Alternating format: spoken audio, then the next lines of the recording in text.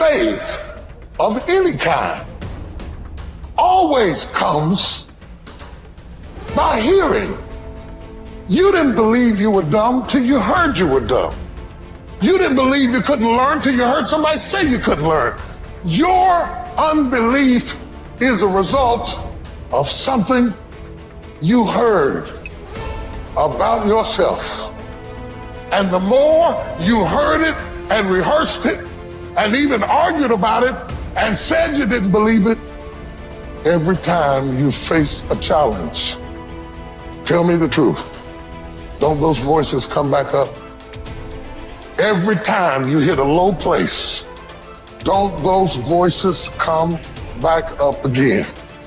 And you will never completely be healed or whole until you change the voice inside of your own head. And nobody can do this but you. You've got to make some conscious effort to begin to work to develop you. Start listening to tapes on a daily basis to begin to recondition your mind, to retrain your thinking. Listen to things that can empower you, that can enable you to create a new reality for yourself and a new life for yourself. You might appear to be strange around most people. Don't expect it to make sense to anybody why you've got to do this, why you have got to go. Why? I don't understand. You don't have to. I'm going for me. This is something I have got to do. How would an abundant person think? Write it down, dude, and fire and wire those thoughts in your brain and install the hardware. Keep doing it with attention and intention. It becomes the new voice in your head. It becomes a software program. And before you reach for your cell phone and start scrolling through your social media, close your eyes and rehearse in your mind how that person would walk, how they would breathe, how they would smile, how they would greet people, how they would be on Zoom calls, how would they be in traffic, how would they be at dinner. And the act of closing your eyes and mentally rehearsing the act, if you're truly present, the brain does not know the difference between the real life experience and what you're imagining. In fact, just a little bit of time, you start to install the neurological hardware to look like you already did it. You must have faith. You've got to believe in yourself. You've got to believe in your abilities, your ideas, unquestionably. You've got some idea, some dream that you might have to go back and brush it off and look at it again and say, I've got to do this. This is what I'm supposed to do. This is why I showed up. You've got to talk to yourself day in and day out, selling yourself on you and on your potentials. And all I want you to do every day is just say to yourself, when you feel that inner negative conversation saying you can't do it, just say, it's possible. Other people have done it, then we can do it. We fail a lot of times. Well, a lot of other folks fail, and eventually they came back and they succeeded. So it's possible we can have what we want, and it's necessary. We get negative, do-nothing people out of our lives. It's necessary. We never stop learning and growing and developing ourselves. It's necessary that we never give up. Whatever we have to do, it's worth it.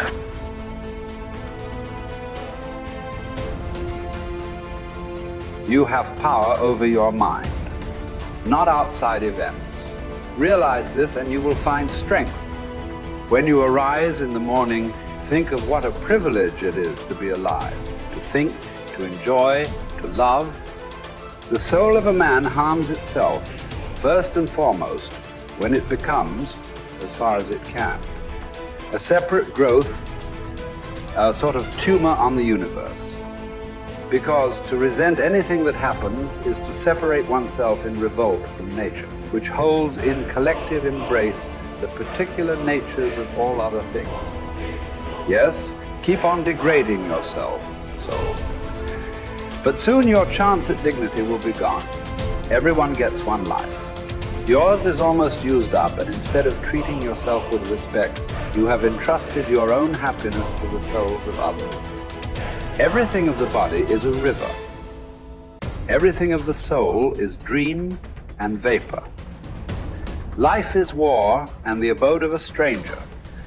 The only fame after death is oblivion. Forget everything else. Keep hold of this alone and remember it.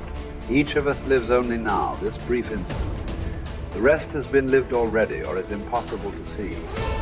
The span we live is small.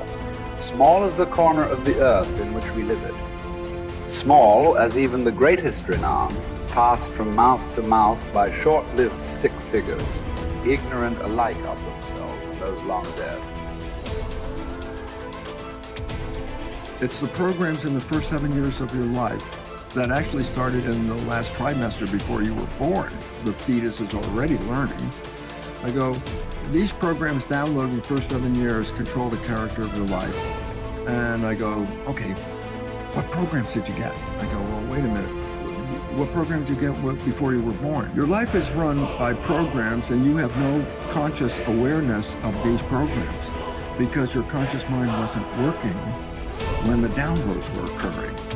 So all of a sudden I said, now we have a problem. I go, you've been programmed, you don't even know what the hell the programs are. 95% of your life is coming from the programs. Your life is a printout of your programs. Look at your life right now and recognize the things that you like that come into your life. They didn't get there by accident. They came in there because you have a program to, have those things. The things that you wish or desire, but you have to work hard, sweat over it, put effort into it. Why are you working so hard? And the answer is, whatever program you downloaded doesn't support that. And you're trying to override the program with the conscious mind. And I go, well, here's the problem. The conscious mind only working 5%, the program 95%. That's one problem right there, mathematically. That's a problem. Let me give you another mathematical. The subconscious is 1,000,000 times more powerfully computed than the conscious mind. So I say, now do the math. How effective is your conscious mind at overriding the subconscious? I say it works 5% of the time with a miniature computer. And I go, wow, that's your problem. I go, the only way you can override the program is not play the program. And that's when we said stay mindful. And then we then said, well, that's going to be difficult because we have to think. So there's only one way out. Reprogram the subconscious mind.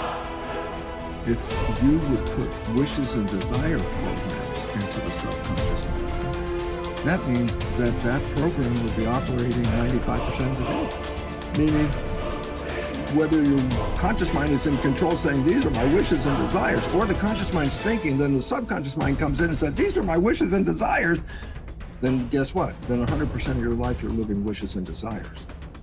And therefore, all of a sudden, then the work has to come back to each of us as individuals. Each of us got programmed. Each of us is manifesting that program. We give up our power in many of the programs.